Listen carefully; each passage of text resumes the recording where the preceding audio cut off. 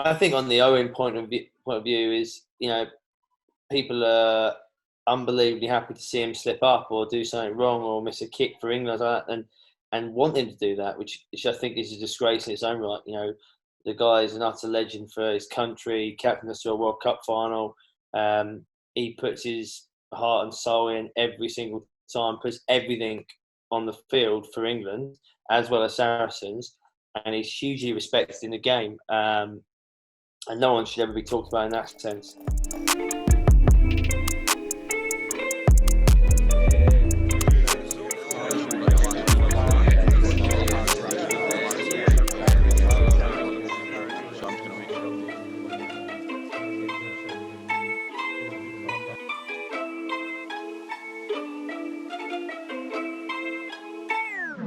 Right, Goody, how are things, mate? How are things at the club? I think we've chatted a little bit, but a lot's happened, mate, both at the club, in the media, as a stalwart of the club, but also as a fucking good bloke and someone that I've played with. How's Toughs this year been? Take away the lockdown and that. How tough's it been as a group? It's been really hard, mate. There's no doubt about that. I think anyone who says otherwise is probably sugarcoating it.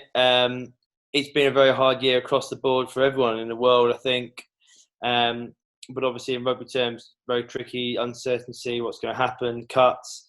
And that, I think, as I said a minute ago, is sort of part of the course in what's happening in the world. We've all got to do our part. But I think the added difficulty or frustration or anger in terms of salary cap, being relegated, everyone's slinging mud at us in that sense, people who are good people, it's been very tough. And then playing games which ultimately don't count for anything, it is very hard. But just some stuff around the media. So obviously with the salary cap stuff and people, there's an element of goad and there's an element of the fact that it is such big news. People want to make headlines. Everyone wants to have a say. And that's a part of the media which I don't really like. And as we know, who would have thought I'd be in the media, but I seem to be. But the stuff around Owen last week or a couple of weeks ago obviously makes a high shot, gets sent off, and then all of a sudden the media jump on and it's, he should be getting, a 12-week ban, a 20-week ban, 5 weeks isn't enough, and the opinions start kind of rolling in the world that we live in on social media. As a club, has it become more difficult to try and deal with the media and that external stuff, or someone like yourself with a load of experience, do you kind of understand why people would be like that and just be like, well, it's part of the headlines, it's part of the sensationalism that comes with it? I think, first and foremost, I don't like it. I think it's a poor aspect of our culture in general in the modern day, and it's easy to sling mud, especially in England. I think on the Owen point of view is, people are unbelievably happy to see him slip up or do something wrong or miss a kick for England like that, and want him to do that, which I think is a disgrace in its own right. The guy is an utter legend for his country, captained us to a World Cup final. He puts his heart and soul in every single time, puts everything on the field for England as well as Saracens, and he's hugely respected in the game. And no one should ever be talked about in that sense. But look, I just think that's the way the world, where the media, I think that's just how it is. I don't think he's losing sleep over it, that's for sure, and he shouldn't do. But he's obviously devastated and disappointed that he can't perform for Saracens with his teammates, who which he loves doing and what he's all about. So yeah, in that respect, we all felt for him, and we know he didn't do it on purpose. He's not a dirty player. He plays unbelievably hard, unbelievably fierce, and I think he's got that wrong on this time, and he put his hand up straight away and knows that. But I think ultimately, no one likes that part of it in the media and stuff. But people listen, and people listen to it, and big opinions, and people want to be outrageous or chuck grenade opinions out there, and it sells, and so it keeps happening.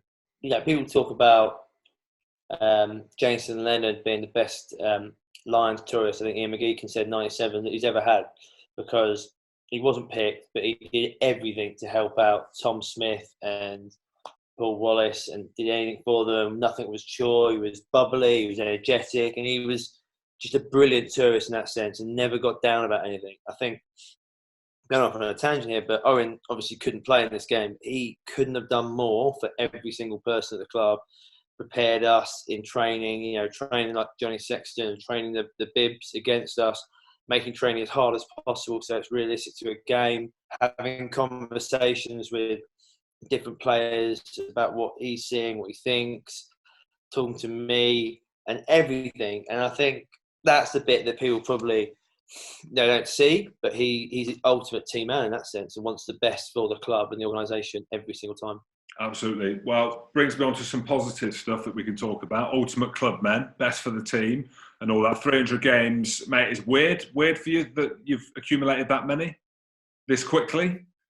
Well, I think I was going pretty quick, and then the last 16 months, it took me, I went from 294 to 300 in 16 months, I think it was. So that bit felt a bit slow. But look, I think I joke with people like Mike Harnard, head of the academy, Powley, I played with in the academy, who's now a coach at the club.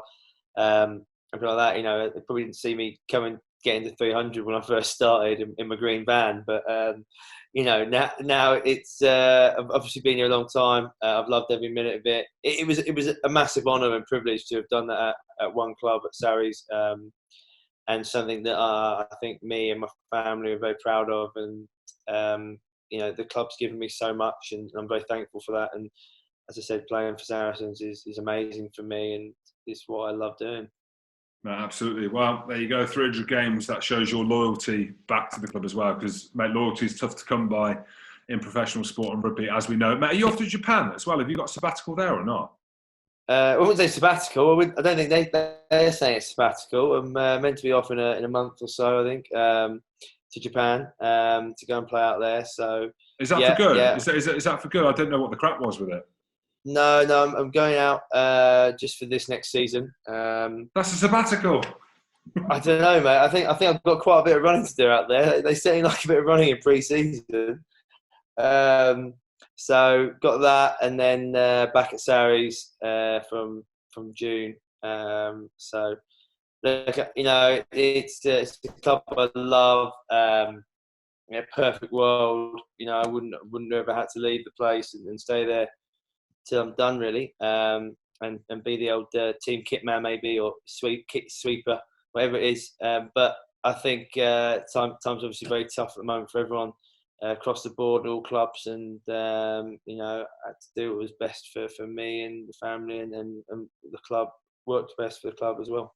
Absolutely. Before we chat about the game, let's chat a little bit about England. You might be more open about it now, because I think we spoke 2 years ago, and it was all, you're trying your hardest and, you wanted to get in. But let's speak completely. I'm not trying now, to be clear on that. Yeah, I'm not going out of my way to do nothing, to be absolutely useless. That's not quite the aim. No, but my point is you might be able to speak about it now. You might be more willing, because you're going to Japan, so basically you're out the picture. There's certain players, right, in a lifetime that come through and you're like, how the hell is he not playing? Mate, come on. You must be watching the World Cup unfold, and you must be watching these big games unfold, and you'd be fucking gutted.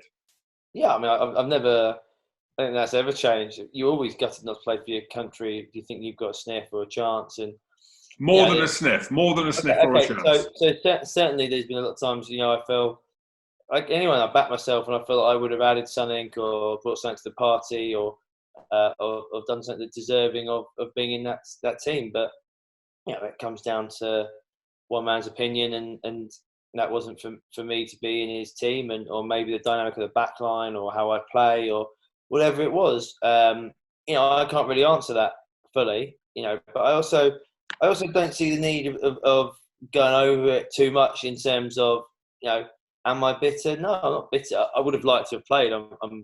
It's disappointing. Would have loved to have been out there, but the coach has had success and done it his way, and that's fine. But I think when you get bitter and tangled about players who started in front of you or something like that, you just detract from what you need to do, which is go out, get better, play for your club. And I just put everything into Saracens, and that's why I love Saracens so much, because while I wasn't playing for England, not involved, I had the outlet of being involved at a club that was always fighting for silverware and big games and massive opportunities.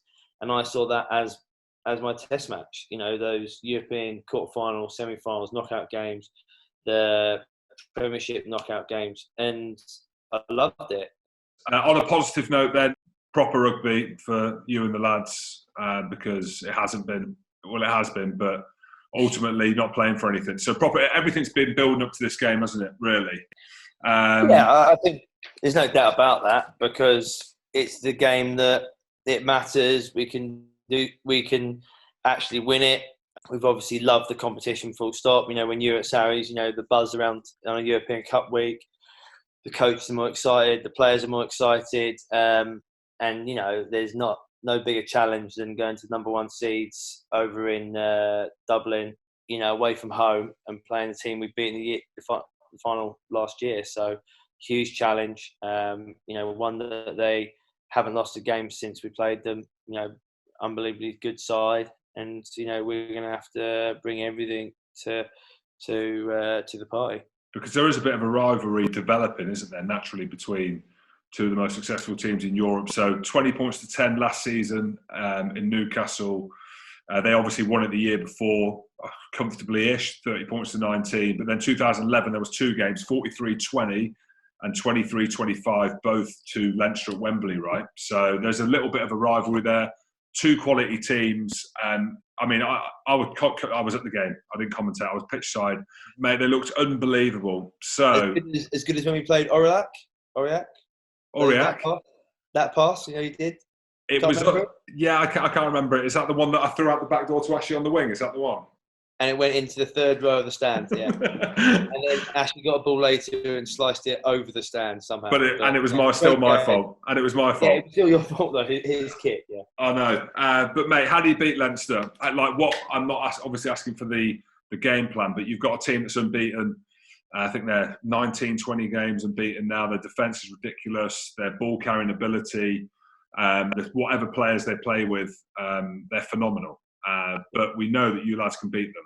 So what's the big thing that you spoke about? Because you need to be better than you've been in the Prem, obviously. Yeah, no, I think without doubt. And the boys will raise it. There's a lot on the line. There's people's last games if we don't win. And so that's a massive incentive for us to, absolutely give everything. People like Brad Barrett, someone who I actually can't find the words to describe his impact at the club.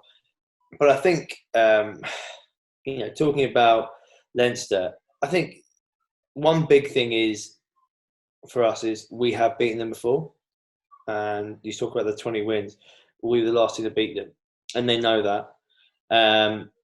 But I think the reality is rugby, everyone says, what the tactics?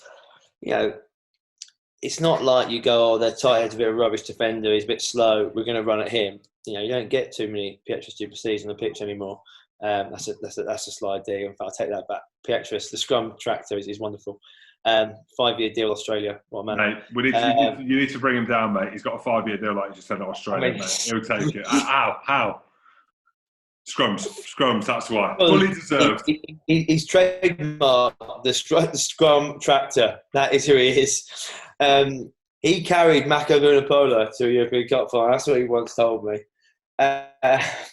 Anyways, no, I think the tactics of running at certain people or going to go here, they have a good defensive system. All their players are athletic, they're strong, they're good.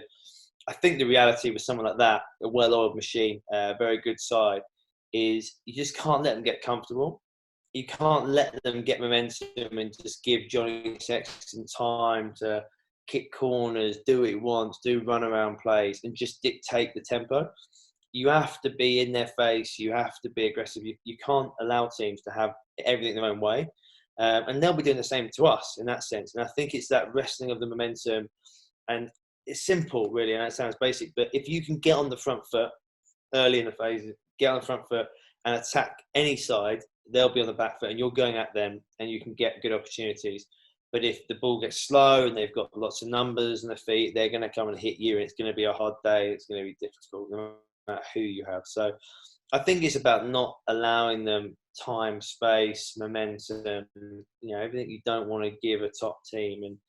very much like a test match in that sense. You know, the small margins, the gain line, defensive pressure, they're so important in this, and the set piece. So, you know, I think that's how you beat a team like that, is you don't let them get into their stride and just keep coming at you again and again.